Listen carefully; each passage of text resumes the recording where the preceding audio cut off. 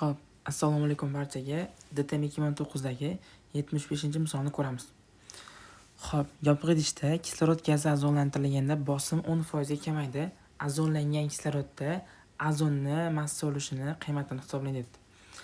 Xo'p, endi nima qilamiz? Bunda jarayonni tushunish kerak. Jarayonni zo'r tushunsangiz, yana bu misolni ishlay olasiz. Xo'p, birinchi qilgan ishimiz kislorod gazi ozonlangan. Demak, dastlab qarang, bosim 10% ga kamaygan. Bosim 10% kamaydi degani kislorodning hammasi ozonga aylandi degani emas. Demak, dastlab kislorodni x mol qilamiz. Dastlabki moli bu. Ya'ni parchalangan deb yozdim. Ya'ni parchalangan degani ozonlangan kislorod deb tushunasizlar. Parchalangan o'sha kislorodning moli y mol, ya'ni ozonlangan kislorodning moli y mol. Xo'p, kisloroddan 3 mol kisloroddan 2 mol ozon hosil bo'lsa, y molidan y ni 2 ga ko'paytirib 3 ga bo'lishimiz kerak. Shunda 2y taqsim 3 mol ozon hosil bo'lyapti, ya'ni kisloroddan. Demak, hosil bo'lgan idishda nima bor? Ozon bor. 2y taqsim 3 mol, mana 2y taqsim 3 mol hosil bo'layotgan ozon. Endi ortib qolgan kislorod ham bor. Chunki ozonlantiring bosim 10% kamaydi. Agar shu yerda bosim 100% kamaydi deganda edi, kislorod idishda qolmagan, faqat ozon bor der edim. Xo'p, demak kislorodni ortib qolgani dastlab x mol bo'lgan bo'lsa, sarflangan, ya'ni ozonlangan kislorodning molini olib tashlasam, ayirib tashlasam, ya'ni dastlabkidan ozonlangan olib tashlasam, ortib qolgan kislorod qoladi, ya'ni sof kislorod.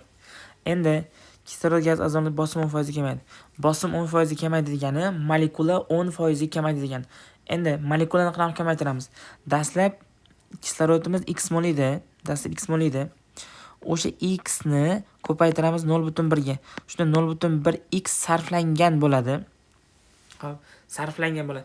Dastlab x moldan sarflangan molni olib tashlasa 0.9 x mol qoladi. Bu qolgan gazlar, ya'ni qolgan gazlar deganda ortib qolgan degani emas. Idishda reaksiya tugab bo'lgandan keyingi qolgan gazlarning mol yig'indisi 0.9 x bo'lishi kerak. Ya'ni hosil bo'lgan gazlarning moli 0.9 x deb yozib qo'ygan mana. Xo'p, endi idishda nima bor? Idishda bizda ozon va kislorod bor. Mana ozon va kislorod. Mana shularning mol yig'indisi mana 0.9 bo'lishi kerak. 2y taqsim 3 x minus y teng 0.9 x. Xo'p, bunga maxraj tanlanadi. Umumiy maxraj 3, bunga ham 3 mana. 2y ni o'zi 3 ni x ga ko'paytirdim, 3 ni y ga ko'paytirdim mana. Barobar 0.9 x ni shu ko'paytirib 2x. Demak, shu yerdan hisoblashtirgan bo'lsam, y teng 0.3 x ekan. Xo'p, endi savolga qaytamiz. Bizga ozonlangan kisloroddagi ozonni massa ulushi, ya'ni hosil bo'lgan idishdagi ozonni massa ulushi qanday topiladi? O'zi massa ulush erigan modda massasini eritmani massasiga bo'lsa, massa olishni beradi bizga. Xo'p, endi ozonning molini 2y taqsim 3 edi mana, 2y taqsim 3. Shuni 48 ga ko'paytiramiz. Tagiga umumiy massa yoziladi. Umumiy massa deganda ozon va kislorodning massa yig'indisi. Bu ozonning massasi, bu ortib qolgan kislorodning massasining yig'indisi hisoblanadi. Xo'p, mana shu so'roq shuni toping deyapti. Demak, shuni topishimiz kerak. Mana bu yerda y 0.3x chiqqan edi. Mana shu tenglamani o'rniga olib borib, ya'ni y ni o'rniga olib borib 0.3x ni qo'yamiz. Mana bu yerda qo'yganman mana. 2 ko'paytirilgan 0.3x, ya'ni y ni o'rniga, mana bu yerda y ni o'rniga 0.3x ni qo'yapmiz. Xo'p, endi 2 ni 0 ko'paytirib 3 ga bo'lsa, baribir bitta son chiqadi. Qisqartirib olsa ham bo'ladi.